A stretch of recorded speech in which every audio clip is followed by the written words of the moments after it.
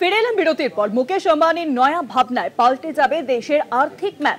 Reliance industries থেকে আলাদা হয়ে মাথা তুলছে রিলায়েন্স ইন্টেলিজেন্সের তথ্য প্রযুক্তি ও কৃত্রিম বুদ্ধিমত্তা, এবং সেই ক্ষেত্রে কিন্তু কাছছাড়া গুগল এবং মেটার সঙ্গে।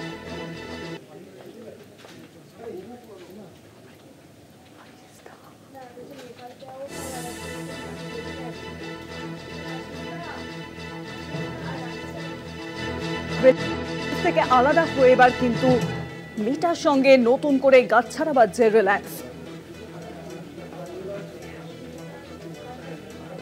আরো জানাবেন নিউজরুমের সঙ্গে রয়েছেন আমাদের পলিটিক্যাল এডিটর আশিস চট্টোপাধ্যায়। আশিস, দেখো, রিলায়েন্স ইন্ডাস্ট্রিজের সম্মেলন হয়েছিল কয়েক সপ্তাহ আগে। তখন আমরা জানতে পেরেছিলাম যে জিও শেয়ার মার্কেটে আসছে।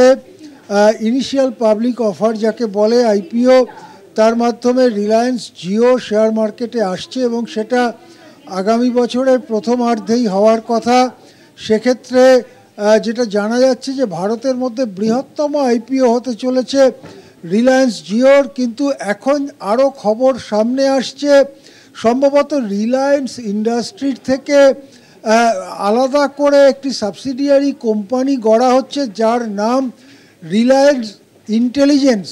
রিলায়েন্স ইন্টেলিজেন্স এই কোম্পানি মূলত আর্টিফিশিয়াল ইন্টেলিজেন্স এবং আইটি ইনফরমেশন টেকনোলজি ক্ষেত্রের জন্য বিশেষভাবে এই কোম্পানি গড়ে তোলা হচ্ছে। এই কোম্পানির সঙ্গে ইতিমধ্যেই বোঝাপড়া, সম্ভবত চুক্তি হয়েছে গুগল এবং মেটার।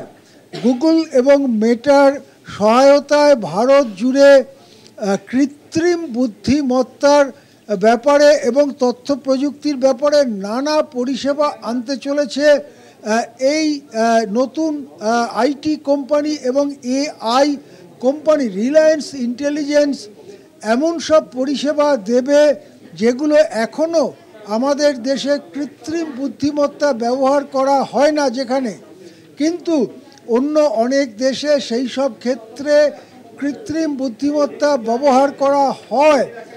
যেমন যেসব কাজ রিপিটেটিভ নেচারের, একই ধরনের কাজ রোজই করতে হয়, সেই ধরনের কাজ থেকে শুরু করে অ্যাকাউন্টিং থেকে শুরু করে নানান রকম কাজ, কপি লেখা ইত্যাদি, হয়তো কৃত্রিম বুদ্ধিমত্তার ব্যবহার ভারতে বাড়বে এবং বহু মানুষের কর্মহীন হয়ে যাওয়ার আশঙ্কা।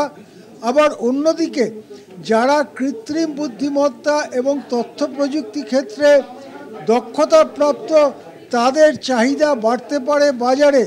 সব মিলিয়ে কাজের বাজার, প্রতিদ্বন্দ্বীদের বাজার, আর্থিক বাজার, সমস্ত ক্ষেত্রে একটা নতুন পরিবর্তন আসতে পারে, নতুন ঢেউ আসতে পারে এই রিলায়েন্স ইন্টেলিজেন্সের হাত ধরে। অনেক ধন্যবাদ আশিস দা। নিউজরুমের সঙ্গে ছিলেন আমাদের পলিটিক্যাল এডিটর আশিস চট্টোপাধ্যায়।